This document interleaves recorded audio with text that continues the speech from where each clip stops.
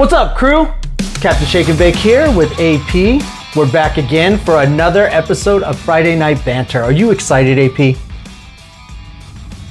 Where are we? What did you do to this place? Why is Spider-Man's head not in the right spot? Oh my God, he's looking at, and why is Venom looking at the back of his head? Oh my gosh.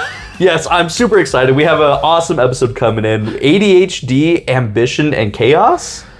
Yeah, man. I mean, we talk about ADHD a lot. Is that not us? That's all us. Yeah, I think we give more chaos than ADHD. I think chaos is the ADHD. Yeah. And yeah, so I thought, okay, why not do an episode to kind of, let's talk about it, man.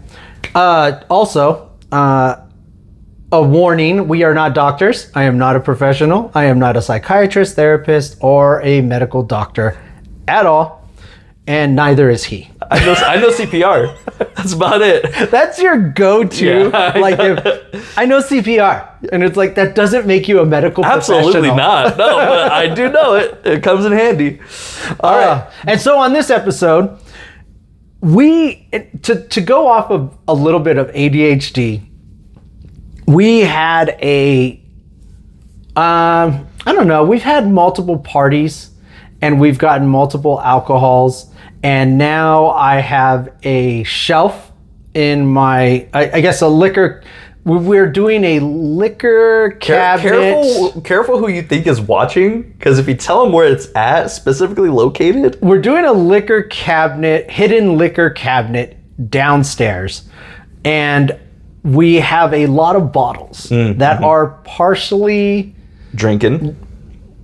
Yes, it's partially, not even partially drinking. Like there is only a little bit left. Speaking of that, this here is what we have a little bit left. So anyways, what we decided to do is that we're going to polish these off. La Vida Loca said, why don't you finish the little alcohol that you guys do have so that we can get some new bottles and put some nicer bottles inside the cabinet.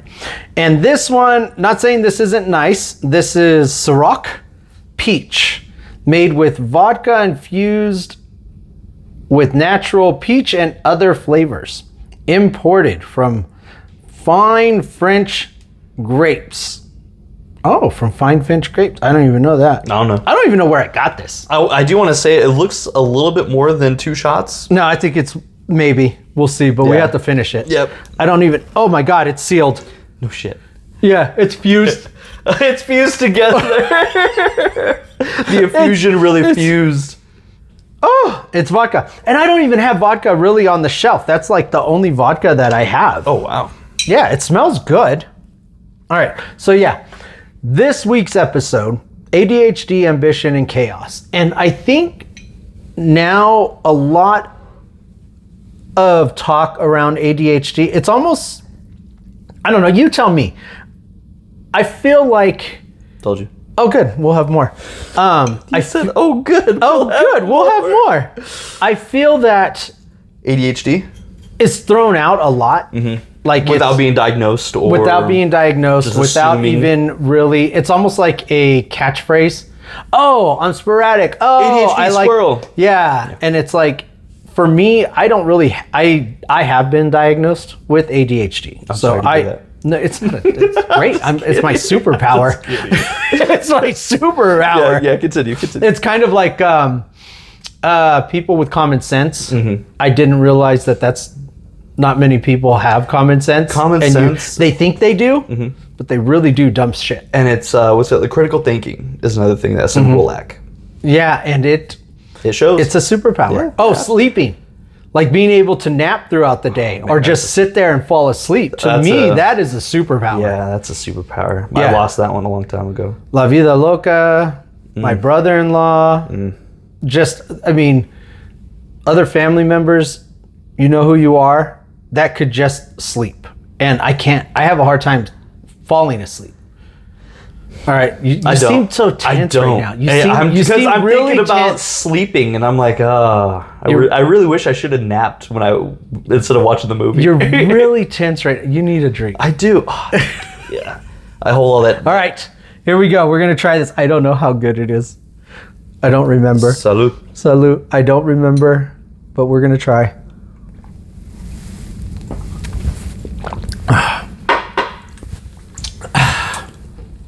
Oh, that wasn't bad. That wasn't bad at all. No, it wasn't. No, there it goes.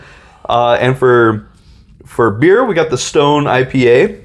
Which we've had previously on Friday Night Banter. Nothing new. Nothing new. This is the Stone Fear movie. Lions? Oh, yeah. Fear movie Lions. Yeah, I remember getting that for you, I think for one of the Conjuring or Insidious movies. Was it Insidious? I thought it was something that had like lions in it. I thought it was a demon. Well, I don't know. Maybe. But yeah. All right, So man. mine's a 6.9, yours is an 8.4. Oh, there it is. It's letting me know it's here. Cheers. Oh, cheers. Yeah, I don't know. Do you still feel it? No. Okay, it's letting me know. Mm. Oh. Mm. And is it in your belly or is it in your throat? I don't know. It's like there. And we looked up alcohol because it did come up. I had some moonshine. Yes, you had some moonshine. It was flavored. I had flavored moonshine. And we started to wonder. So it's this one thought that I always had. Alcohol lasts forever. You can crack it open and it's fine. It ages. It gets higher percentage as it ages throughout the years. Right, because like you see people that are like, oh, this is a 50-year-old scotch, or this is whatever, and it's inside a glass container. And you hear the age is like fine wine. Right? Yeah, and so I'm like, okay, well then alcohol should last forever. Come to find out, certain ones do not. No, especially the moonshine. If it's flavored, throw it away after 3 to 6 months. I think it said 3 to 6 months. Yeah. Was it 3 to 6 months or 3 to 6 weeks after months. opening? Okay, Months. so it was months. Yes. So yeah, and it's flavored moonshine. Flavored, but standard moonshine, if you crack it open, you're fine. Forever. It's gas. It's gasoline. It's just gas. Start your car. This is the funniest thing I heard on Instagram. Red Bull gives you wings. Mm-hmm. Moonshine makes you a four-wheeler or puts you a four-wheel drive or something like that. And he's just crawling. I'm like, yeah, that's great. That is true. That's great. And so with ADHD, as you can see, we're already just rambling on, talking about other things. But does that truly make it ADHD? That's tough. Just because your mind wanders off and just jumps around, to me, it's like, okay, that's just random thoughts that are happening. Different things are going on, so random thoughts happen. But can you get back to where you were? I think you and I have a really good skill to step by step go back, backtrack to what got us to that point. And oh yeah, we said this or we saw that. I think we're really good at picking out those dots. But with some people, they'll just look at us like, I don't know how the hell you got from point A to point Z. Yeah, neither do we. Yeah, but we ended up there. Yeah. And I think, is that because we have that little piece in the back of our mind that's going, okay, it holds on to what the subject is, what we're talking about, go off to Nowheresville, come back, and then it's like, where were we? Bring yourself back. And I think that also has to do with just knowing the topic that you're on, right? And I also have an odd memory of remembering random things. Let me take that back. I don't remember random things. I could remember like certain things that are happening now, especially like with work. It almost like categorizes things that are of importance and then holds on to those. That's fun. Yeah, and it's almost like if we're doing something, we're having a conversation, somebody comes in, something happens, this happens, and then they go, that's not what happened. I can almost verbatim say everything that took place in that time. Yep. Like it's almost like a snapshot. But then if you ask me a few, I don't know, an hour or so later, it's gone. I don't remember. So your long-term memory is better than your short-term memory? My short-term memories, it depends.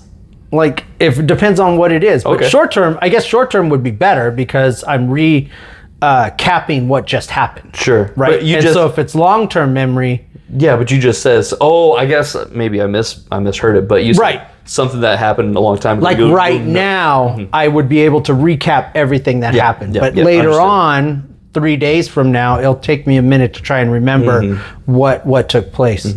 Yeah, so it's kind of like, starting eating the wine. starting And to drinking the food. Oh yeah, no, that was just something that you said. I think you just flipped the words, which is very easy for everyone to do. On Friday Night Banter. The honesty.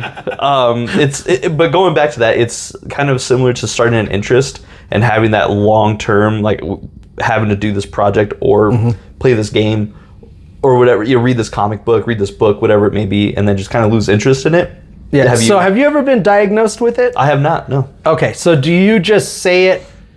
Do you think you, let's go back. Okay. Do you actually truly think you have it? Or is it one of those just like, it's like I said earlier, it's one of these catchphrases. It's like, oh, I just like doing some things and I'm pretty excited, but then, no, I'll just go back to doing what I was doing. It's a good excuse. It's a good excuse. Yeah. Yeah. I have ADHD. I have more people telling me like, oh, your ADHD's kicking in, or, oh, you're doing this. And more of when I got diagnosed with it was I was having panic attacks because I would take on things. Okay. And so I think I was in my 30s, late 30s, maybe late, I'd say like mid 30s that I got diagnosed with it as opposed to a child. So as growing up, because like I'm going on in a few weeks, I will be 50 years old. In a few weeks. That's kind of like SF said too when she's seen me and I told her, yeah, it's my 50th birthday. I want to do something big. We're going to go to a Niner Raider game. I thought you were going to say Vegas. A nightclub in Vegas. Yeah, I was going to start clubbing, hitting the Vegas. I'm starting over. 50, baby! 50's the new 20. 21. 50's the new 21. Yep. Represent, yeah. No way. I did get an R9, so I'm now buying a sports bike. I'm in my 50s. I'm buying a sports bike, and I love it. Yep. I love it. That's different though. That was something that you've been wanting to do for a while. Fifth gear, 128 miles per hour. You don't redline. But you had a promise that you kept. Not having a bike till... My wife kept the promise. And I don't know if I said it previously on Friday Night Banter. I always wanted a sports bike growing up. I always wanted to ride motorcycles. I love them. And I had a child at 15. And my wife said, because I was like, oh, now I'm of age, I want to get a motorcycle. And she said, I do not want to be a widow with 2 girls. So if you really want a motorcycle, when they are grown and on their own and can take care of themselves, then you can get a motorcycle. And I think my youngest graduated from college. I don't think you guys were married yet. And you guys were living together. I think you guys were living together. Yeah, because you guys brought over on my birthday you did the rhubarb pie and you were living in the apartment and you helped do the rhubarb pie. That's when I got my endorsement. Okay. Yeah. Sorry. I need to say it before I lose track. Would you call a motorcycle a widowmaker then? Some people would. Yeah, I wouldn't. The widowmaker. I wouldn't. Here's why. Okay. Wait, are we going back to that topic instead of the rhubarb pie? We're going back to the rhubarb pie. No, we're gonna go to the You brought it up. Because it was just the back of my head. I was like, I gotta bring it up. You can bring it up, but is it? Yeah, it can be. Absolutely. I think anything can be a widowmaker depending on the circumstances. Yeah, and it can be. You bikers know this, and I am going to. You've heard me say it in the car when we've seen somebody doing something dumb on a motorcycle, and I'm like, "You're a squid." There's this statistic. Yeah. But I remember you calling him a squid first. Yeah, it's a squid. It's a statistic. It's basically you're reckless when you're riding. And after I just said 128 miles per hour at 5th gear, I knew it was safe. I was on a straight strip of road. There were no cars around me. The only hesitation why I didn't go any further or any faster was it was also in the country, and I didn't know what wildlife could have crossed the road. So it wasn't in a safe environment where it was controlled. Nobody's going to be around. Still had a chance of. You know what? Honestly, I've seen some stuff on Instagram where even in on racetracks, deers have shot across the road. So even on racetracks where it's supposed to be a safe environment, you still have wildlife. Wildlife will just jump out of nowhere. It's nature. Yeah. So anyways, going on what you were saying, a statistic. So if you're out there being reckless, you're not wearing a helmet, you're not wearing any gear, you're not wearing a seatbelt. You do not want to be on that bike when it's tumbling. Yeah, and it's tumbling. You want to make sure you let go. It's gone. It's fine. I'll jump. Yeah, let the bike go. Funny story. But here we go. Yep. ADHD. Write it down. I was riding up on a hill and I was coming up and I'm like, oh, and I had just started riding and La Vida Loca was on the back and I'm like, I felt it like it was going to go down. Like my foot slid on gravel. So I went to put my left foot down to hold the weight of us at a stop. And once my left foot went down, before my right can come down, I slid on some gravel and I'm like, we're going down. And I yelled and she literally jumps off the bike, and we're stopped though, jumps off the bike and lands on her feet, and then I was able to jump on the side and hold the bike up, and I was like, whew, and then got back on. But it is that you don't want to be seat belted in, because if you were you're going to go down. You're going down. And how much does your bike weigh? You want to get off that bike. That at the time, that bike was, I think it weighs 398, maybe 393. Yeah. Ronin, the R9, weighs a little over 430, I think it is. So yeah, you're 400 pounds? 430 pounds, yeah. Yeah, so your bike is about half the weight of my Tacoma. My truck. It's Your truck's only 1,000 something pounds? A little over 1,000 pounds. Oh my gosh. Yeah. Yeah. We can just slide that. Yeah, no, absolutely. We could probably just deadlift. We could deadlift that. And here's an example of ADHD, but we're going to come back. So would I call it a widowmaker? Anything can be. But the agreement was that when the girls went out, and then the youngest one was living with you before you got married, but that was in the works. And I was like, okay, now on my birthday, now the agreement is, you said, yep, I can go ahead and do this. And she said, yeah. She's like, yep. Awesome. That was our agreement. There you go. And so here I am, 50 years old, buying a sports bike. So did you ever riding it? Let's go back to the diagnosed. I have not been diagnosed. I just used it as my ADHD is kicking in, just to give that an excuse to, like, maybe I'm not focused on something. Maybe I'm like, I got too much on my brain. It keeps working and rolling, and then just the distraction. And I think that, so with that, like the distraction and stuff like that, people go, okay, that's ADHD. And there are, I think, certain levels of ADHD that I don't think just the regular public doesn't understand, like what different level. They always assume ADHD or ADD, the kids are just jumping off the walls, they don't know how to control themselves, da-da-da-da-da. For me, when I was diagnosed, I was young, I was ambitious, I was in my late 20s. So I actually know, I think I was, no, I don't think I got diagnosed with it. No, I think I did. It was like, I was in, I think maybe 28 or close to 30 when I got diagnosed with ADHD, because I always wanted to level up in my jobs really quickly. I'm pretty quick at picking up what needs to be done. And I have, I guess, I'm really good with people. I relate to people. I got charisma, which employers look at that of going, you're manager material. I hate that. And I'm supervisor, I'm manager. I am now call center manager. So I leveled up pretty quickly before I grasped everything that I needed to know. So but I'm bouncing everywhere. I'm like, I'm able to do stuff. I'm able to do it. And then it hit a point where I was overloaded and I didn't know I felt like I didn't know what I was doing. And so then I got into a panic mode, and it was, we laugh and we say chaos. So a lot of chaos happens.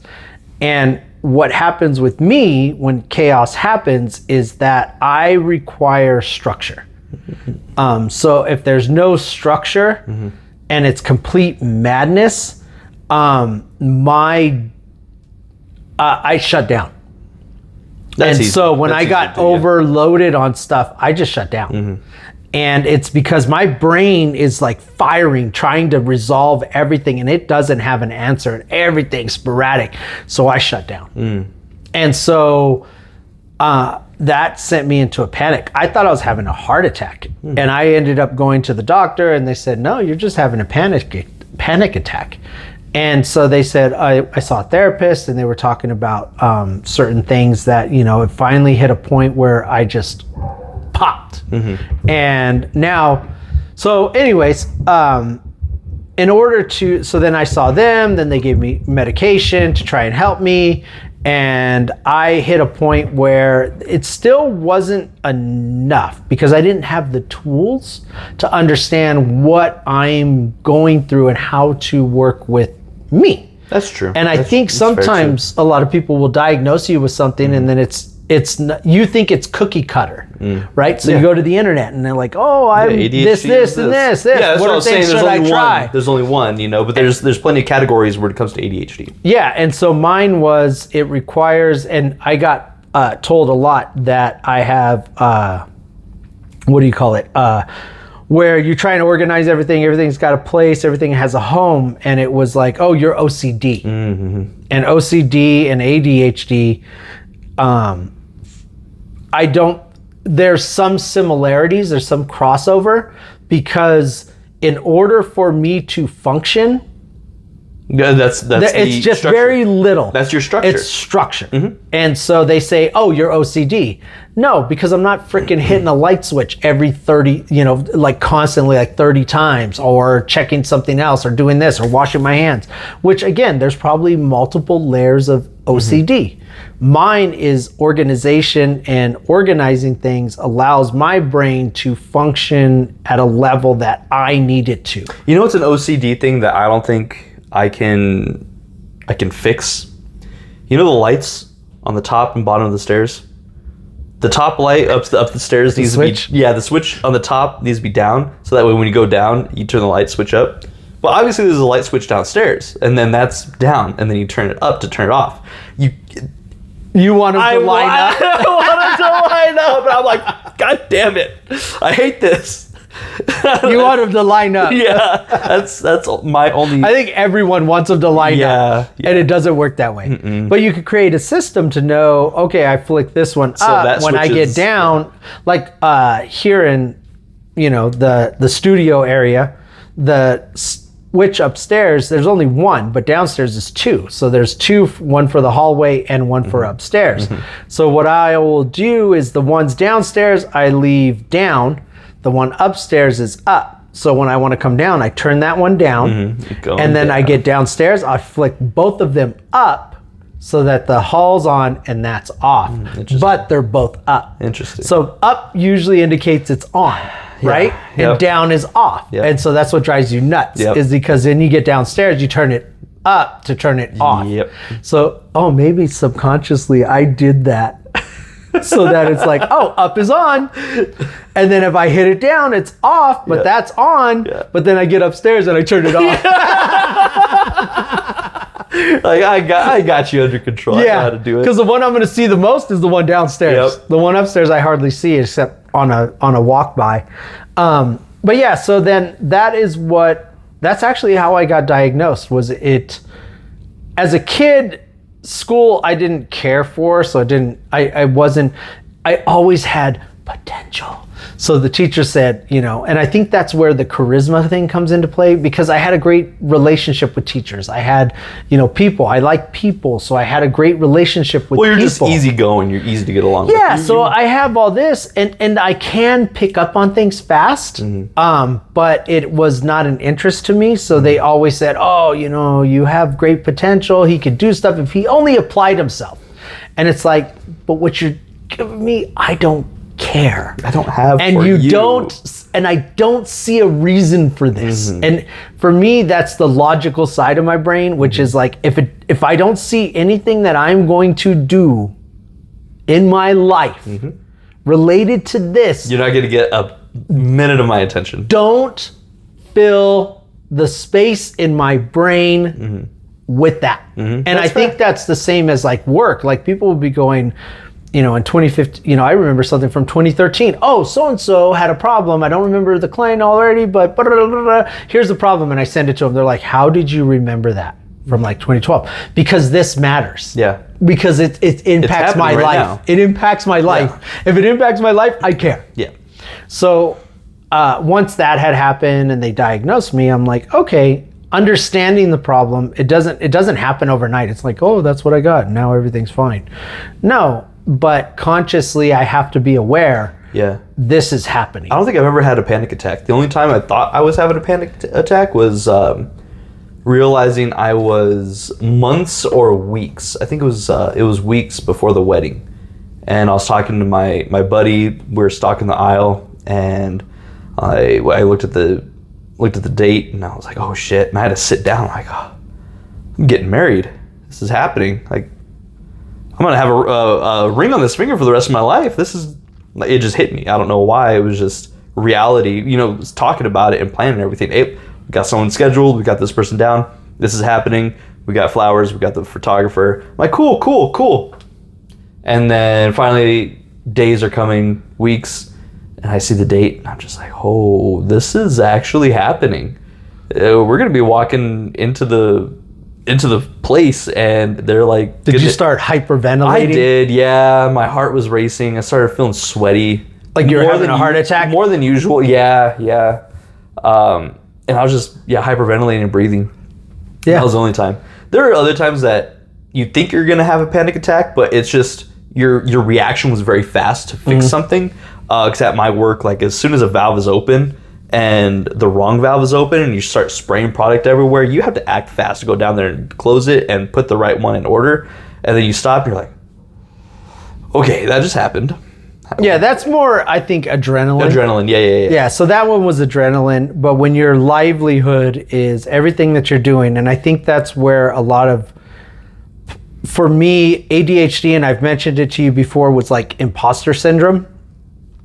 Because of, I love doing a lot of things. My mind does tend to think we can do a lot of things. And then we put ourselves in a situation that, like you said, it's reactive. You're doing it, but then you don't know how you're doing it. And then once that realization hits you, then you're like, oh my God, other people are going to know I don't know what I'm doing. I think I have that sometimes at work too. And then it's like, why am I doing this? And then it's like, oh shit, I have just put all my eggs in one basket, such as I'm chasing money. I leveled up because I wanted more money. Now I'm in a position that I did not grow into the position. I just took it because they gave it to me. And that's how I feel too. And then it's like, oh, but yet in retrospect, it wasn't that hard. I knew what I was doing and I can do it. But I think a lot of times our mind plays that trick on us of, that is like imposter syndrome, because every time you think you're doing good, then you think, oh, somebody's going to know I'm not. Sure. Because you don't think you're that good. For me, it's always, you think you're doing a good job, but there's always somebody out there that can do it better. Yeah. And that's how I picture it. It's what goes on in my mind when I'm doing anything at work. And same thing at King Supers and here where I'm at currently. We're not sponsored. We're not sponsored. Name dropping. I leveled, you can put a little sensor right there. You can put a sensor on my mouth, right? Yeah, when I worked at, and it's got the little question mark, exclamation mark, and dollar sign, or and just everything. blur it out like they do in the sensor. It's just like, yeah. That's funny. Anyway, at beep. I leveled up fairly quickly at that job. Started out as a bagger and then a cashier. Then they were like, hey, you want to run the front? I'm like, oh, yeah, sure. But it felt really weird getting into that position at a young age. You're like, I'm managing a lot of these elderly people that work at the grocery store. How do I try to come at them in a manager perspective, but also try to talk to them in that way? And I believe you touch on that, your charisma, and you can get along with people. I was very happy to get along with old people. I prefer older people than my generation, younger people now, or I used to say kids my age, but now the kids my age are now adults, mature to the point where I was at. So it's kind of tough now. And, but getting up to that maturity level and understanding how to come off to people in some type of manner and to say certain things and to be as professional as you can. A lot of people don't have that, going into management. People are different. People are different. And I'm telling you, man, it's eye-opening. The older you get, and you just think, why? It's not that hard. Why are you different? And they're going, why are you an asshole? Yeah. And I'm like, because that's my generation, bro. Yeah. We were all assholes. Yeah, that's true, man. And you know what? They shaped us. Yeah. They shaped us to who we are now. And I'm like, man, thank you. Thank you. Yeah, thank you. Thank you for showing me. I'm happy that I'm the way I am. I think that's what we have in common is everywhere we go, even at this job currently, I didn't want to have any responsibility. I just wanted to be a foot soldier doing whatever I needed to do. But things change at work. They need people and new positions pop up, new opportunities, and they talk to me about it. And I'm like, I have experience, but coming into this job, this is what I wanted, and I would love to get it if I can, but I just want you to understand that I'm not here for the position, I'm following the money. So if there's anything I need to do, just let me know. Yeah. They're like, okay, you got the position. Oh, fuck. Yeah, so now, but they hold you to the responsibility of that position. Exactly. And that's where I was going with too. There's so many things that you have to do that it's very easy to forget about one little thing. And I'm not sure if you have this, but I think that's where you're getting with not being able to sleep. And that's kind of where I was at for a minute, where I would think about my mistakes until I went to bed. And then I'm sitting in bed thinking, oh man, I forgot to fill that out. Mm-hmm. Oh man, I forgot to sign that off. It's ruminating. Yeah. Your entire day and everything in your head. And then you latch onto it and then it just keeps compounding. Yep. And to a point, like all of a sudden you look at the alarm clock and you're like, I'm going to have to get up in like an hour. I need to get up, yeah. Might as well start taking a shower. And those are the things that I learned once I identified, when I worked with a therapist and psychologist, it was, understanding that I need organization. I need structure. I'm fine so I think that's where I find, like, they're like, well, everything was chaotic. How did you deal with it? And it's like, because I put it in order. Mm-hmm.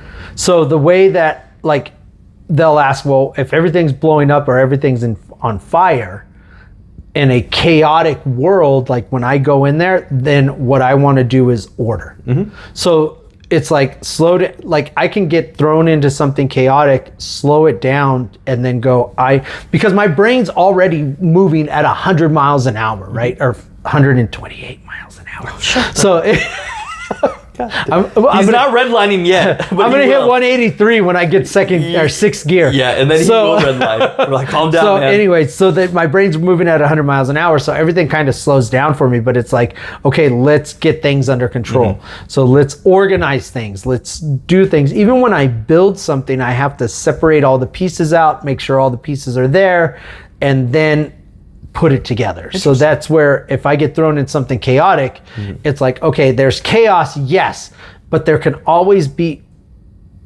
structured chaos. Mm-hmm. So even though it's chaotic, you can still have some structure to it. It's like organized chaos, and that's fine. And then the problem gets resolved and everything. Sure. So have you ever been able to, so I think there's one thing that I call it is ADHD freeze, where my brain's moving so fast and there's so many things coming at me and there's no organization, where I just freeze up. And I think you said, yeah, that's happened, like for yourself, but I don't know if, or shut down. Just hits a point where there's just so much, I don't know what to do, so I shut down. I could, yeah. I don't know if not necessarily you could, but have you? No, I have not. Okay, so yeah, I'm always at that point with you where it's like, okay, there's a lot of shit happening. I need the structure to start from the beginning and work our pieces up. But not a lot of people work like that. People thrive in the chaos. Tell everybody to shut the fuck up and just they take the reins.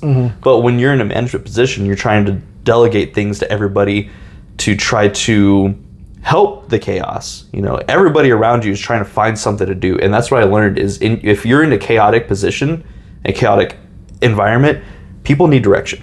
That's the hardest thing for me to do. Is to give direction?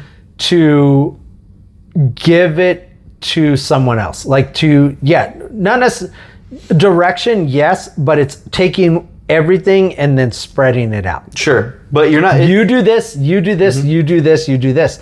And I think it's part of a piece of perfectionism. Sure. Or trust. It's like, I don't know if you're going to do it to... My standards or... Yes. Okay. I don't know if you're going to do it to my standards or their standards.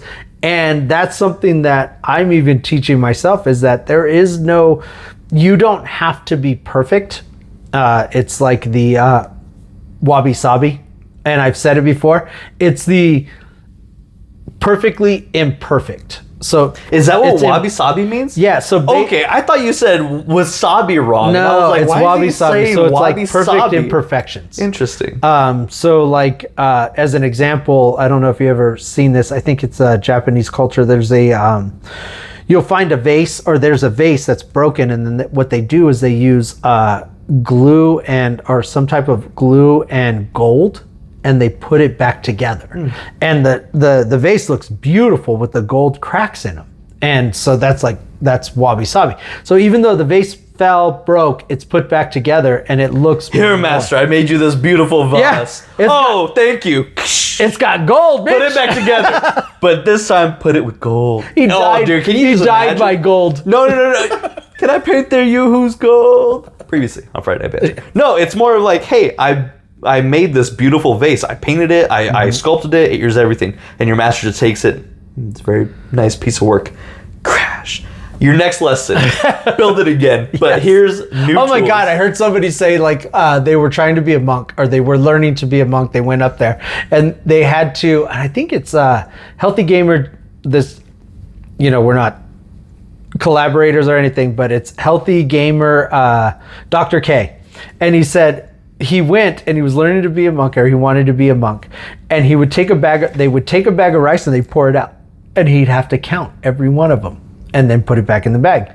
And then he did it, and then they come back again the same day and he goes, good, dump it out again, do it again. Oh shit. And they kept doing this, but it was to I guess push him to like the snapping point and be able to hone it in and not snap, right? Just do whatever needs to be done. I think I've honed that thing in very well, except the day I told you. I was like, oh my fucking...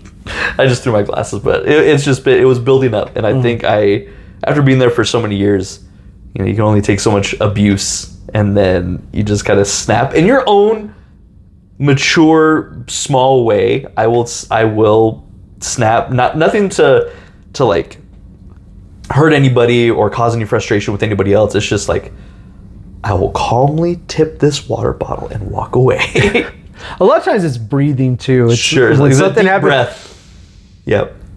I've had And people that's ask when me- that's when people know you're at your breaking point. Sure. Because it's like, I need a minute. No, I've done that multiple times. They're like, are you okay? I'm like, yeah, I'm just breathing, man. But subconsciously, maybe I am at my breaking point, and I'm doing that as You do a deep breath to calm you down. I'm self-regulating. They're like, are you okay? I'm like, I'm fine. Yeah, I'm just taking a breather. Yeah, I just need to take a deep breath. No, I'm not okay, and I'm controlling myself, and I am taking in a deep breath so that way I can continue to on. recenter myself so I don't hurt anyone. Hang on, do me a favor.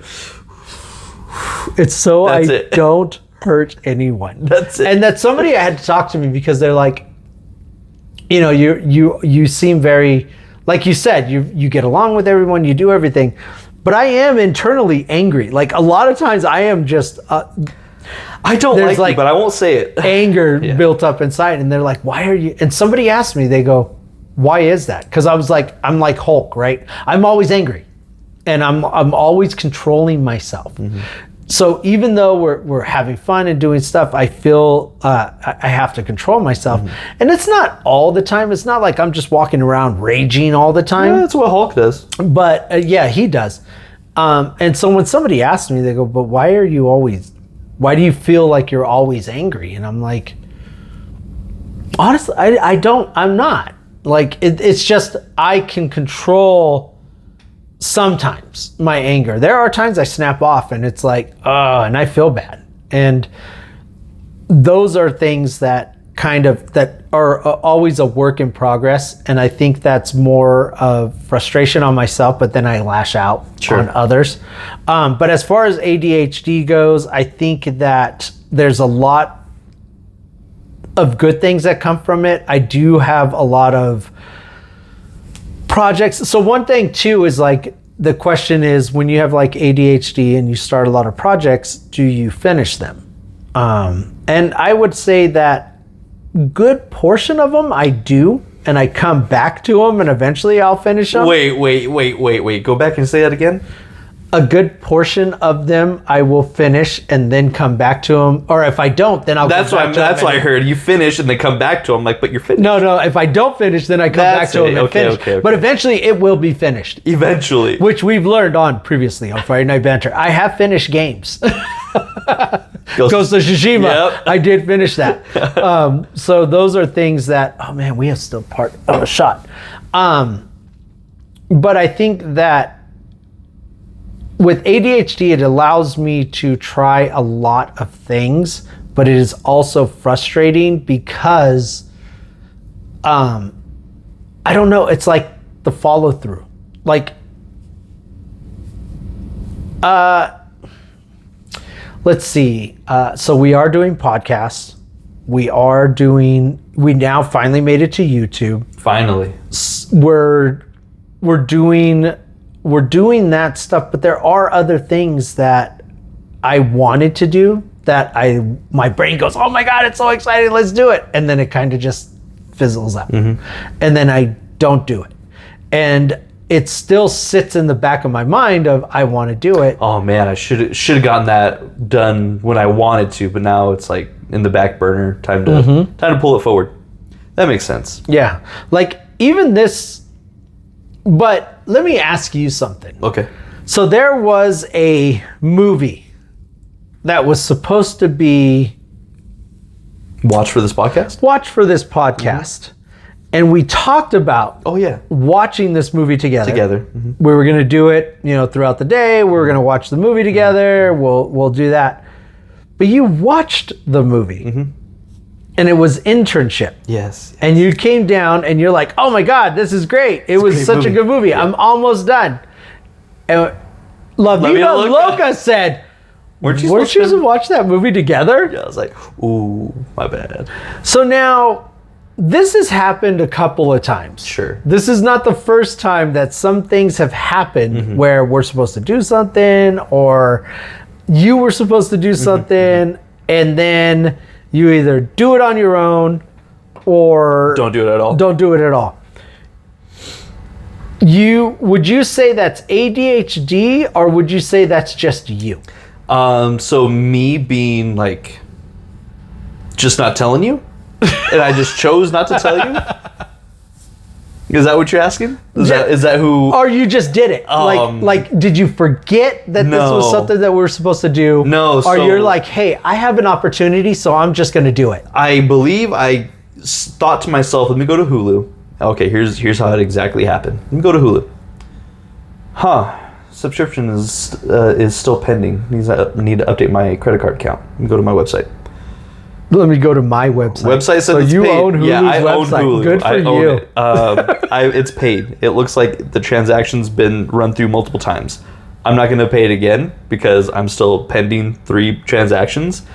Well, let me go to another subscription that I have. I have Prime. I'm like, oh, Prime has it. Oh, I have to buy it or rent it. Buying is $19.99. Renting's $3.99. Let me watch the preview. Laughing throughout the preview. Oh, by the way, May is sleeping, so she's out, and I'm like, all right, $3.99. It's not that bad.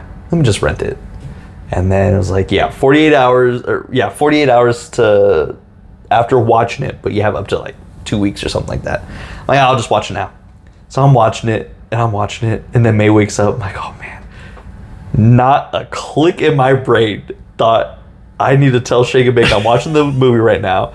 Not anything that went through my brain until La Vida Loca said it. And I'm like, oh shit, we were supposed to watch it together. But when you have, like, May was sleeping. I don't know how long she was going to be asleep. And we're all the way in the third floor in our studio.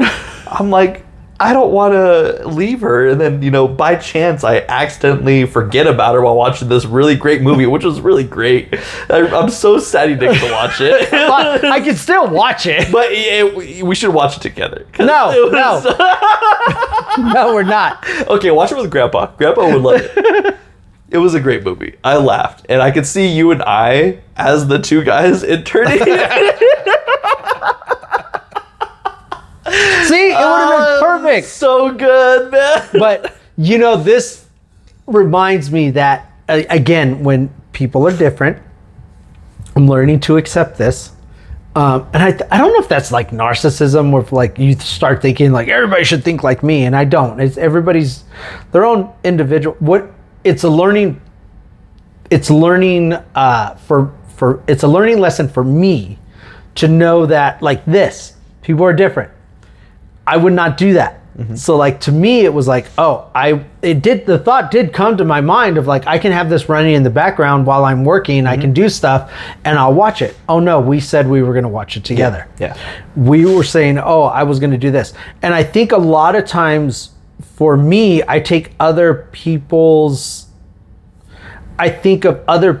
it's not like, I hate saying like, I think of other people before I do things. Do you? It's not. No. It's absolutely not. No. I don't. But when something's discussed or I'm going to do something will pop in my head and going, so-and-so may want to do that too, so I'm not going to do it. So-and-so may want to do that, I'm not going to do it. But yeah, that's maybe if I do this, then, but that might hurt somebody else's feelings. Sure. Or this might do. And it was pointed out to me to somebody, like they said, I don't have that forethought. Mm-hmm.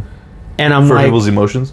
For people's emotions or how that'll impact them, or could they be hurt?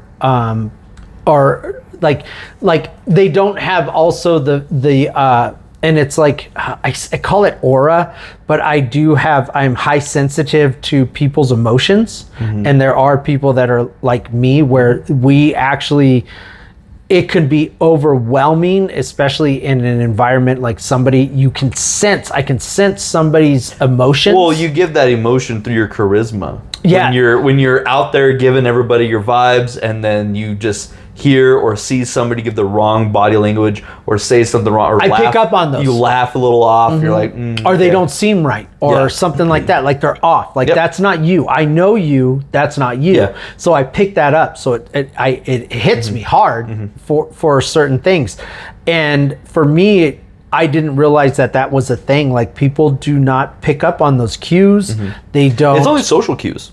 Not only that though, but it's also. I don't think about it in the moment. But it's also the forethought of somebody else, like somebody else's feelings. And when I say in the moment like is like, for example, I was upstairs laying in bed relaxing and May's sleeping. I did not think about, oh man, I remember we were talking about watching this together. Mm-hmm. Did not come across my mind. Right. It's the forethought and that's the thing where if we were together and I was like, it's on, I'm going to rent it and watch it right now. You're going to be like, I thought we were going to watch that together. Then it would have hit me like, oh shit, that's right. Mm-hmm. I won't do that then.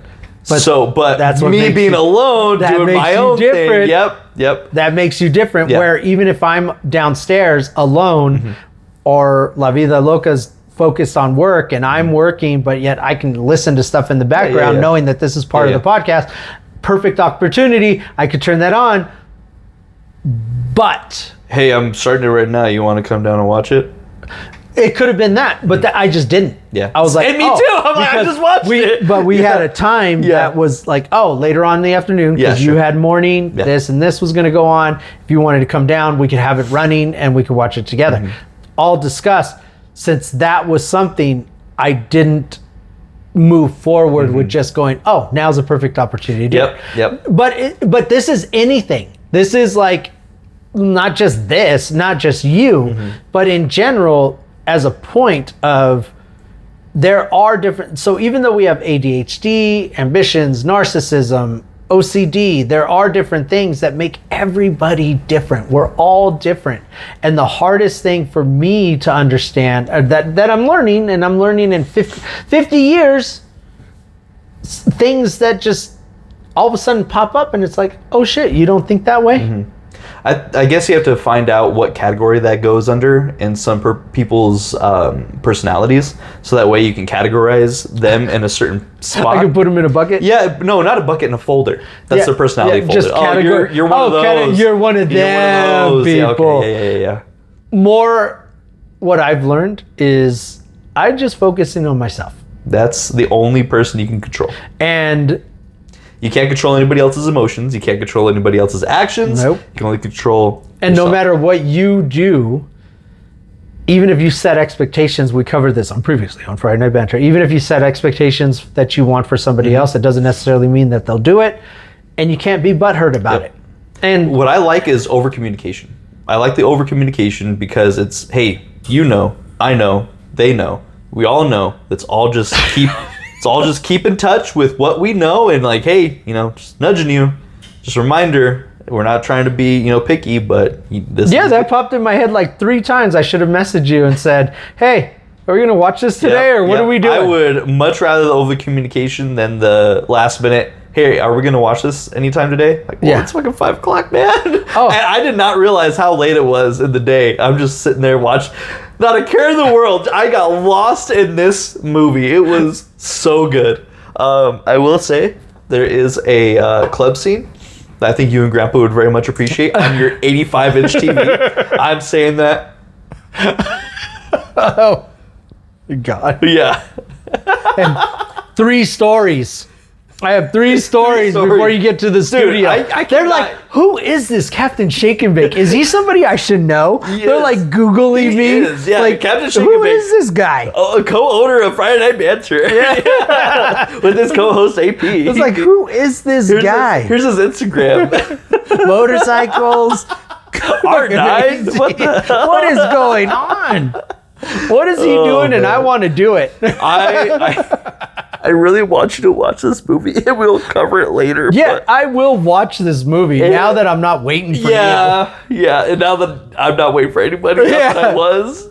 Here, cheers. Let's finish this bottle. Oh, man. That's gonna hit. It actually wasn't bad. No, it was really good. It was good. I really liked it. Oh, we'll pay for it later. Yeah, peach too. And it wasn't a shot and a half. Yeah.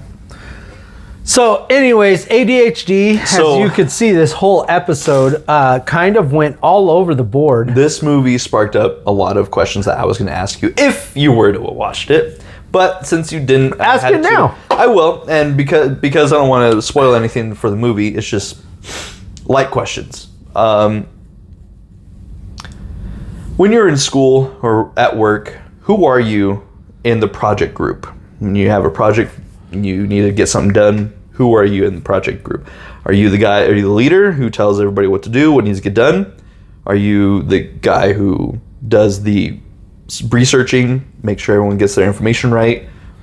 Is there the person that doesn't do shit and is on their phone or in the bathroom for half the project and comes for the presentation? Who are you in a group project? Oddly enough, even though I don't want it, and I say I don't want it, He says, I'm a born leader. Aren't we all? So I think it also goes back to what I had said previously.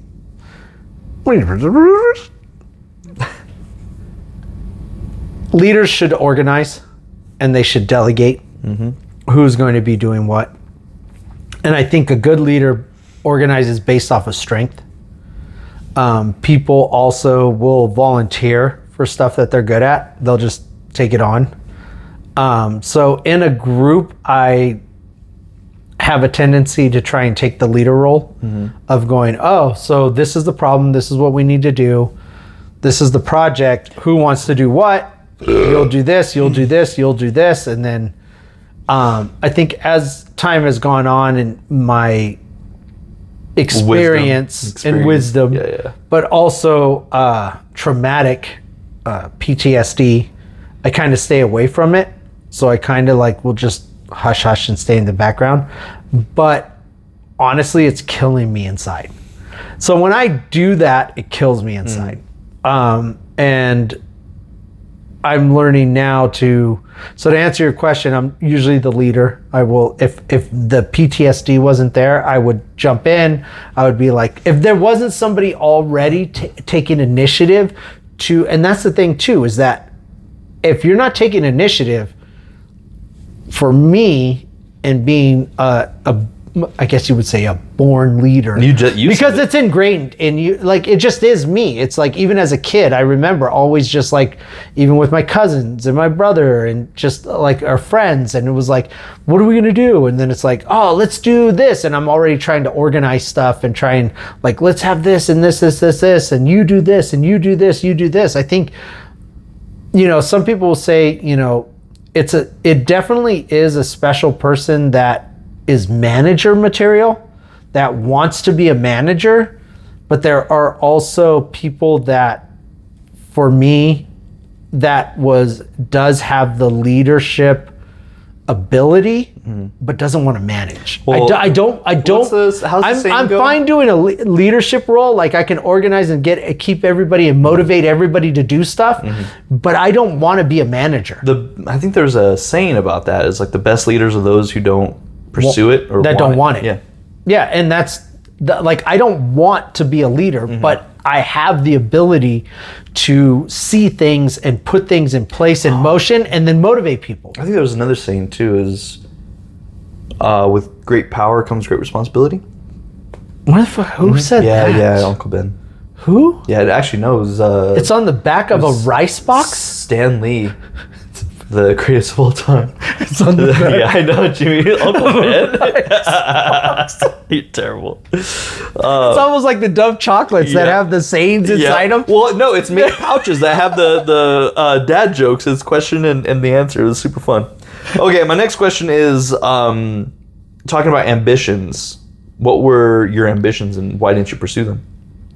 My growing up. And I mean, why didn't you? Because we're not rich and, So would you say ambitions of like, so growing up, I always wanted to create video games.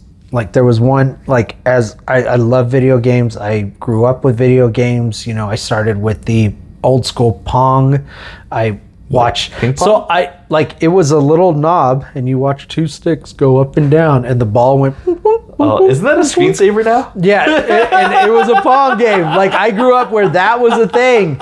And then it went from computers to, Atari to, like, I lived in the progression of video games, right? So, and ping pong, or pinball, I played pinball. And so I lived this progression of video games. And so I loved it so much. And I love storytelling, and I love, the action and the cinematics and everything involved in a video game. So I wanted to do this when I was growing up and then in high school, and that's what I thought I was going to do. I love art. I love, to draw. I love doing all this creative stuff. I've never seen you draw in my life. Oh, I have books. I gotta see them. No, it's horrible. I gotta see. I never said I was good. I don't believe that you're a drawer. Yeah, but you say you're a drawer. It doesn't matter if you're good or not. You still drew. I just love drawing. You have. I drawings. love art. I love art. I love being creative. Where's your this? Yeah, it's hidden in a box, buried in the backyard. I want to see it. Underneath the tea house. So, tea house in the backyard. So, good catch. Good catch. Who is this guy? I don't know. So, anyways, that is something I wanted to do, and I took a class. I took two classes. So I took graphic art for video games, and I took C++ for programming. And there was a lot of math, and I was like, to even go further back. So there was a lot of math and stuff, and I was just like, I couldn't grasp it. Like, my brain just couldn't grasp it. And I think that was part of the ADHD. So when I wasn't grasping something, I kind of just gave up on it. I just couldn't, no one could explain it. Really? And it was just like, I just gave up. That was back when you were in school? Back when, I even took some online courses. I wasn't in a class per se. Like, I didn't have a professor that I can go ask questions to. It was online, and I just know that's not my That's not my bag. I need that hands-on training. But when I was even younger than that, Top Gun came out. Fucking mad. And I wanted to fly an F-16. Oh, goodness. And I went to a career day at a high school, and I was walking around. I was like, I don't even think I was in high school. I think I was in middle school. And I walked up to the Navy, and I was like, they're like, hey, what are your interests and what do you want to do? And I was like, I want to fly an F-16. I want to fly. And they're like, oh, well, really study up on math. And I was like, cool. Walked away, and I was like, there goes that dream. Yeah. There goes that dream. Yep. Mass equals velocity. I was like, awesome. That's dead. Damn. It wasn't until I met your daughter, my wife. It wasn't until I met your wife. My daughter. My daughter. Wasn't Flip it, reverse it? Yeah. Wasn't until I met your daughter, my wife, that seeing somebody put so much effort into understanding something. And, I was like, wow, if I really want to impress this girl, I got to do better. Like, if I don't understand something, I got to get good. I got to get good at my academics. And because that really matters to this girl, man. Whew. It was tough. She'd still be in school. Yeah. If school paid, she'd do it. She'd be in there. Yeah. But it was funny because I was in algebra my second time around algebra, and it just clicked. I don't know why. It just, I remember the time, I remember the day, remember the problem. I filled it out, and I was like, it makes sense. This all makes sense now. It just clicked. And then I got to move on. I graduated high school. But that's the thing. I'm more of, if I don't understand it, I will try my best to try to understand it. But if I'm giving you my best and I'm still not getting it, then it's a sign. It's not meant to be. But especially at this job, I was like, I have no idea what the fuck we're doing, man. What does this do? What does that do? What do these numbers mean? But when you have a good teacher, you have a good mentor, you have somebody that can help you explain it down to your level, not like over explaining things and making it super complicated where you're just like, okay, now you're losing me. I guess for someone who can make it to help you understand it in your vocabulary, in your skills. That's where you need But it's like you said, it was your job. So you needed to know how I needed to know. Where if, let's say, the F-16, the Navy guy said, oh, you better learn math. Or pay attention to school, pay attention to math. If he would have said, oh, you want to be an F-16 pilot, great. These are the things you need to pay attention to. You need to pay attention to this part of math, this part of math, and then this. Really focus on those, and then you can get it. And that's what sucks. You have to, all the things that you have to get to before getting to that. I think that may have changed, right? Yeah. Because again, going back to what I said earlier, there was stuff I'm like, this means nothing to me. This is not going to help me in my future. This is not what I want to do. But it's like, if you would have said these pieces, X, Y, and Z, study on this those. is what you're gonna. You need to do this. This is what's. But would that have maybe crippled you to be like, I don't want to know this. I want to know that. Well, yeah. In school. Actually, no, because I want to know that turned into him not providing any of that to me going, fuck all this. Yeah, that's fair. I don't want any of this. That's fair. This is stupid. I'd rather have fun just bullshitting with everybody. Yeah. Yeah, that would have been fun. Yeah, that's all I did. I just bullshitted with everybody. I sit at work and I'm sweating and I'm like, damn, why was I the class clown in high school, man? Why couldn't I be the smart one? But okay, moving on. After a chaotic day, right? Everything's just kind of balls to the wall. Everyone's just kind of like, this is fucking crazy, man. What do we do? It's a crazy day. What do you do at the end of the day to either help yourself or help others to calm down and unwind and to not think about the chaos? One thing that was taught to me before, like right now, it's hard to answer that question to where I'm at now, because when it's done and over with, I'm like, whew, that was a bitch of a day. Like I dealt with all this. It was overtime. It was crazy. Oh man, the sucky thing is it didn't get resolved and it's going to be there tomorrow. Yep. That sucks. Okay. But when I did struggle with that, one of the things that was taught to me was when you get home, because the girls were small and stuff, and when I was going through this struggling times, when you grab the door handle of the house, Days behind. it's let it go. Yep. So pause for a second, hold the door handle. The day is done. That is done. And then walk through the door and it's anew. Yep. Well, your new position. Yeah. You're dad now. You're husband and dad. Well, it's anew, and to walk through the house, it depends on your household. I mean, What I really appreciate- when you walk through the house and it's like, everybody's like, and Another people chaos. are screaming, and Different everything is chaos. just That's fucking different. pots are boiling, the house is on fire, the different. dog's got makeup on its face, like that's I'd be different. walking in like, oh, you guys had a good day. Yeah, I'm looking at it going, I'll take this, take this over over that any day. I agree. Because I know all of you love me. Yes. That's as soon as I different. walk in the door, it's dad. Yeah. All of you love me no matter what the chaos is. You're here for me. You're mine. I love you. What I really appreciate about my wife is, I always call her after a day's work, or she calls me after her day's work. And we get that out. We talk about it, get it out of the way. How's your day? Give me all your frustrations. Your stuff wife that will go happened. down the Oh my goodness. goodness. the list. But she and knows. she's like, he's not answering. She's not answering. Hey, Dad. Yeah. Oh, no one's answering their phones. Tag, I'm it. Yeah. You want to hear about my day? Yeah, it's tough. And it's fine. It's tough like that. I'll do that all day. I agree. But it's tough like that because I want her to get all of her frustrations out. She wants me to get all my frustrations out. So that way when we're home, it's just us. We're now together. We're now dealing with different things. We're worried about the same things now. And now work is away and we're together. Yeah, it's That's what I really used to love. always say is that home is the safe place. Yeah. And I think, I would touch the handle and I would think at the doorknob and I'd come in. But what helped me the most is going, home is the safe place. Yeah. And it didn't matter.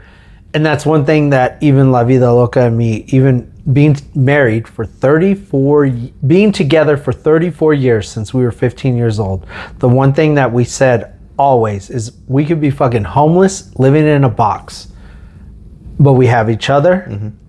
And even that box would be a safe place. Like, this is a safe place. Yeah. And That's beautiful. that's the way that home is. You should always know that no matter what is going on in the world, when you come home and you have loved ones and your family, it is a safe place. And not everybody has that, and it sucks. But I think you can still make somewhere a safe place. I think that's a structure that you give to your children, so that way they don't grow up in a chaotic environment, and to take that and build their lives into the careers, into the schools, into whatever that they're going on. But having that structure, having that, this is how it is, this is how it's going to be, and having that, like I said, structure. But just make a safe place. It doesn't, like, even if your own family sucks dick. Oh yeah. Even if your own family sucks dick, find a place, find something that just goes, this is my safe place. Oh, I was talking to my barber about that today. She was complaining. Which one? Suck dick? No, Sucky a safe family? place. Safe place. Oh, okay. She.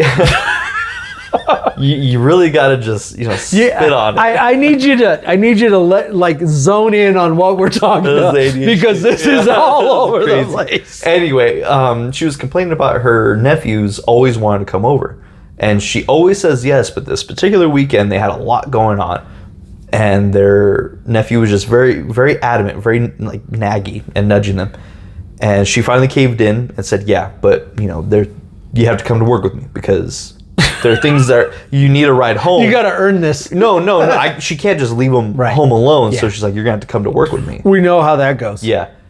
And so she was just talking about, oh, I wish I had my own place. I wish we moved out of state. I wish we this and that. And I told her, I was like, your household is like the safe place, right? And she's like, what? I'm like, you're the neutral zone. That's where they can go to get away from their shitty family. You can't move. You can't go anywhere because you are their structure. And she's like, She literally dropped her scissors and sat there and looked at me. She's like, "Are you fucking serious?" I'm like, yeah, that's why. Can you not see that? Your nephew And wants. They don't see that, but and it's that realization that you have a greater responsibility than you know, and it's not just to yourself. It's not just to your happiness. It's now to the younger generation that needs that happiness, that wants what you have, and your environment. For children, you should be a safe place, and that's what they look to you for, the structure. You built an environment for the safe place, the structure, they know they're not going to be hurt, yelled at, screamed at, or whatever. I mean, they do get yelled at. I mean, a lot of times too. Is they're if you fuck kids are kids. Like, if you fuck something, hey, calm down. Yeah. But that's why it's structure, right? You can lose your shit at home and do whatever reckless stuff, but no, when you come here, it's not. Yeah. Now and sometimes you are. the kids know structure. Yeah. Now you are put to. But you could also be, for adults, you're the enabler. So when they're like, oh, I can fuck up in life, and then I can just come to your house and do that. And I know this because, certain situations, but then sometimes it sucks. It's the hardest thing that you can do, but it's one of those, like she said, I should have left out of state and stuff like that. When adults are having this problem, the best thing that you could do is that. As long as you know the children are still safe. Yeah. The children are still safe. They still have some adult that can take care of them, some adults that can take care of them. But if you're the person that is enabling them to do that because they're like, oh, you'll always be there. And it's like, nope, I need to go because you will never straighten up. You will never fix I don't think that's the situation. You'll never fix your problem. I don't think that's the for the situation. kids, you need to be there. And it's like, it seems like he's a good kid, and she's got other nieces and nephews that are the same way. And they like hanging with you. Exactly. They just like hanging with you. You're a good person. You get good vibes. Yeah, they just like having fun with you and hanging with you, which is great. Yeah. And to be that person is just... It's a privilege. Yeah, but you know what? It goes back to, is that you? Is that just you? And it is. Like, a lot of times it is just you and who they want to hang out with.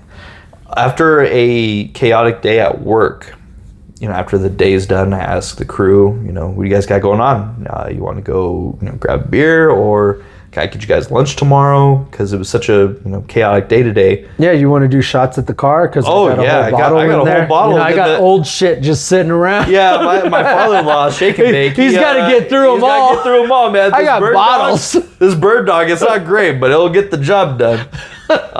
No, it's more of like, hey, I'm like, especially I keep going back to that day. I'm just like, guys, I'm so sorry. It's really hot. I pushed you to the fucking limit, but honestly, this is how it should be. Yeah, that's exactly what I said.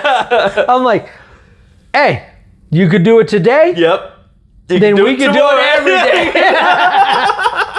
This is the level I want you at. If it were at any other degree, if it was at 96 degrees, if it was at 86 degrees, if it was a lower temperature, I would expect this from you guys. The world is on fire. It is, and I just felt so bad. So I was like, hey guys, because of yesterday, I want to buy you lunch, and I'm thinking sandwiches, and they're all like, I just saw the spark in their eyes. It was totally different. They're like, yeah. Please tell me the spark went away when you gave them bologna. No mustard, no mayonnaise, just Wonder Bread, bologna, and there you go. Just mayonnaise, bologna, like that. And one of your employees goes, prison all over again. No, actually, one of my guys' orders was just the meat and the sauce. My brother-in-law calls it a sandwich. Sandwich? Because you wish you had more? Or what? Wish you had, what did he say? Yeah. Wish you had mayonnaise or something. It's called a sandwich. Sandwich? That's funny. That's funny. But, no, in coming down to a close, I really hope you do watch Internship with Grandpa. Because you guys are going to enjoy that scene in the 85-inch. I'm gonna have to watch it. I really hope you do. I mean, I am going to watch it. I wanted to watch it, and knowing that it was there, I just wanted to watch it with you. But, so speaking... I disappointed you. But I know now. Yeah. And I've known, and I'm okay with it, because I was told people are different. Yeah, they are. They don't have forethought.